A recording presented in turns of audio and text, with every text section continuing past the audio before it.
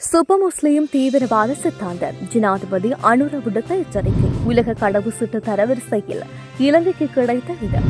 பயங்கரவாத தடை சட்டத்தை நீக்க புதிய குழு நியமனம். தேசப்பந்து தென்னகோன் மீது விசாரணை வெளியான புதிய தகவல். நாடளாவிய ரீதியில் மதுபான சாலைகள் திறப்பு தொடர்பில் வெளியான தகவல். ஜனாதிபதியின் சித்திரை புத்தாண்டு வாழ்த்து. சீனாவுடனான வர்த்தக போரில் அமெரிக்கா வெற்றி பெற முடியாது. ரில்வின் திட்டவட்டம். அமெரிக்காவில் உள்ள புலம்பெயர்ந்தோருக்கு ட்ரம்ப் நிர்வாகம் விசேட அறிவிப்பு.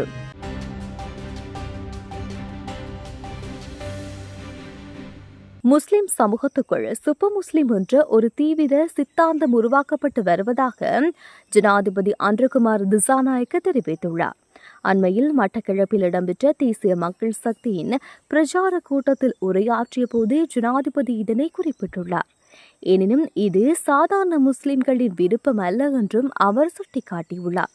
சுப்ப முஸ்லிம் என்ற இந்த சித்தாந்தம் ஒரு சிதைந்த தீவிரவாத போக்குக்கு இட்டு செல்வதாகவும் ஜனாதிபதி அனுர கூறியுள்ளார். இதன்படி அவை தொடர்பான முறையான பாதுகாப்பு நடவடிக்கைகள் மேற்கொள்ளப்பட வேண்டும் எனவும் மேலும் அவர் வலியுறுத்தியுள்ளார். நோமேட் கேபிட்டலிஸ்ட் தரவரிசையில் இலங்கை கடவுச்சீட்டு 43.5 மதிப்பெண்களுடன் 168வது இடத்தை பெற்றுள்ளது. அத்துடன் இலங்கை கடவுச்சீட்டு தெற்காசியாவில் 2வது மிக சக்தி வாய்ந்த கடவுச்சீட்டு என்ற பெருமையை பெற்றுள்ளது.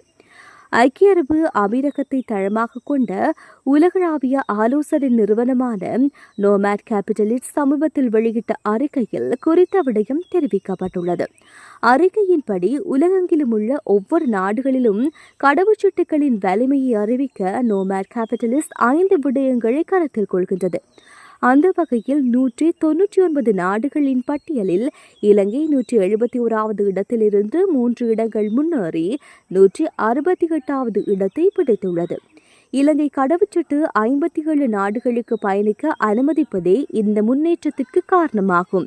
இந்த ஆண்டு உலகிலேயே மிக வரவேற்கத்தக்க கடவுச்சீட்டை கொண்ட நாடு அயர்லாந்து ஆகும்.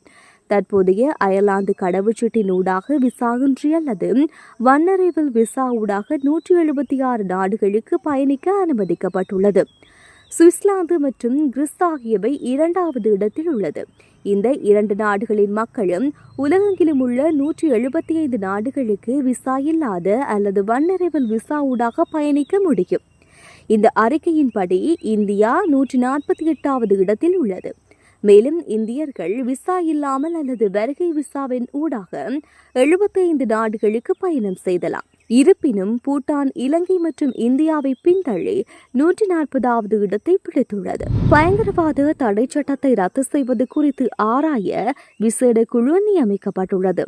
இந்த குழுவின் தலைவராக ஜனாதிபதி சட்டத்தரணி ரியான் சி அரசகுலரத்ன நியமிக்கப்பட்டுள்ளதாக நீதியமைச்சு அறிவித்துள்ளது.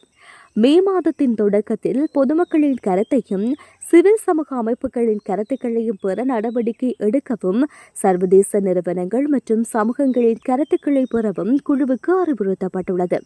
பயங்கரவாத தடை சட்டத்தை ரத்து செய்வது தொடர்பான முதற்கட்ட கலந்துரையாடல் நீதி மற்றும் தேசிய ஒருங்கிணைப்பு அமைச்சர் சட்டத்தரணி ஹர்சன நாணயக்கார தலைமையில் கடந்த 11ஆம் தேதி நீதியமைச்சில் நடைபெற்றது. தற்போதுள்ள பயங்கரவாத தடை சட்டத்தை ரத்து செய்வதே தற்போதைய அரசாங்கத்தின் கொள்கை. இந்த கலந்துரையாடலின் போது நீதியமைச்சர் தெரிவித்துள்ளார்.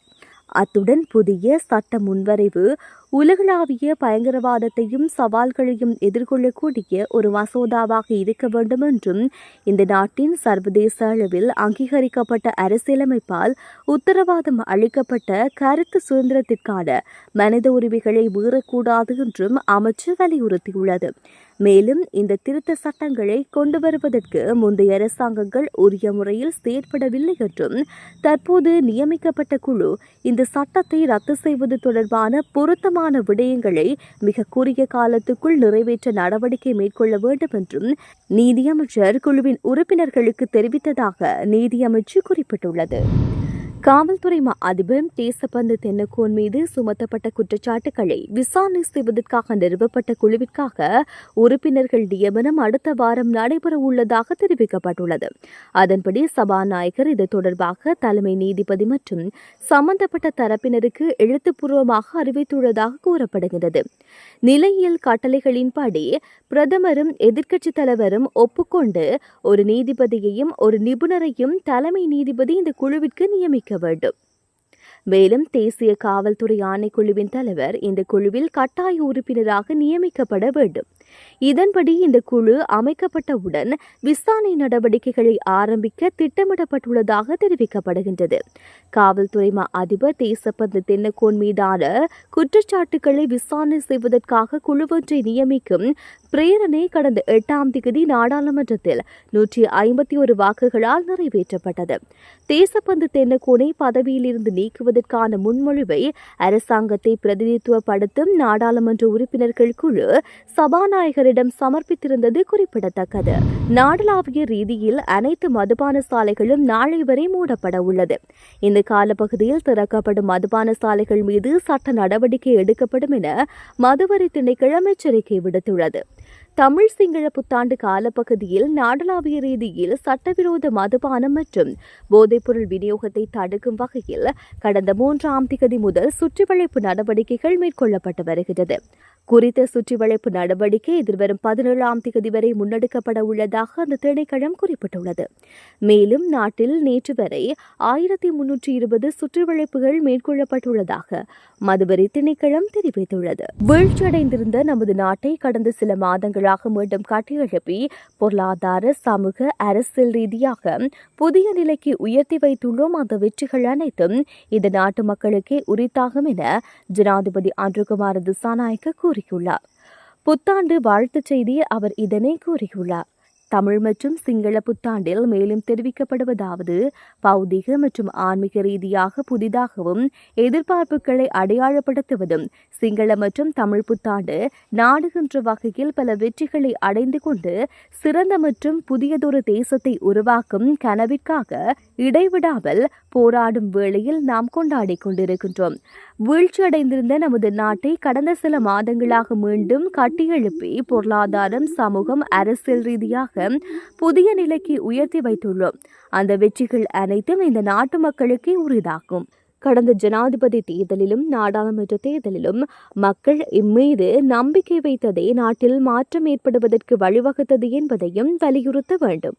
பூகோள அரசியல் சவாலுக்கு மத்தியில் சரிந்து விடாமல் நாட்டிற்காக நமது பொறுப்பை மேலும் வலுவாக நிறைவேற்றும் துணிச்சல் நமக்கு உள்ளது. மேலும் பூகோள அரசியலை போன்றே தேசிய ரீதியாக நாட்டின் முன்பிருக்கும் அனைத்து விதமான சவால்களையும் எதிர்கொள்ள தேவையான திட்டங்களை அரசாங்கம் தற்போது செயல்படுத்தி வருகின்றது. மனிதர்களுக்கும் இயற்கைக்கும் இடையிலான பௌதிக மற்றும் ஆன்மீக தொடர்புகளின் தனித்துவம் புத்தாண்டு மரபுகளில் வெளிப்படுத்தப்பட்டுள்ளது. அவை சிங்கள மற்றும் தமிழினங்களுக்கு இடையில் காணப்பட்ட வரலாற்று பிணைப்பு மற்றும் சகவாழ்வின் உயிர்ப்புள்ள சான்றாக விளங்குகின்றது என்றும் தெரிவித்துள்ளார். சீனாவுடனான வர்த்தக போரில் அமெரிக்கா வெற்றி பெற முடியாது என மக்கள் விடுதலை முன்னணியின் பொதுச் செயலாளர் ரில்வின் சில்வா கூறியுள்ளார்.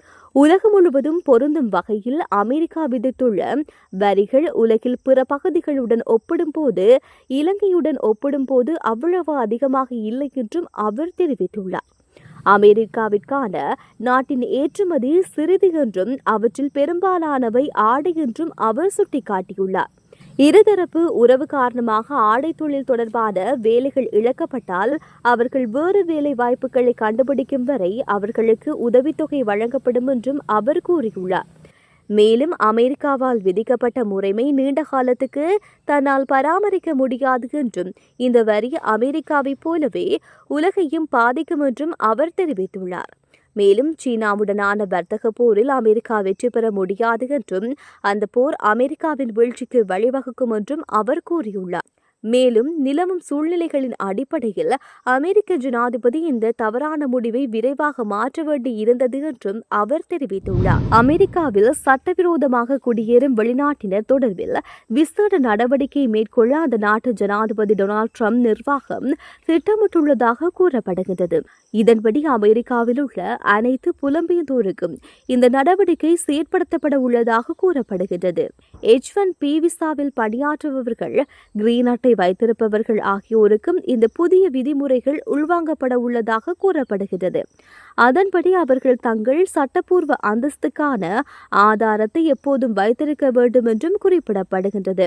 படையெடுப்பிலிருந்து அமெரிக்க மக்களை பாதுகாத்தல் என்ற ட்ரம்பின் நிர்வாக உத்தியின் ஒரு பகுதியாக இந்த உத்தரவு பிறப்பிக்கப்பட உள்ளதாக அதிகாரிகள் தெரிவித்துள்ளனர்.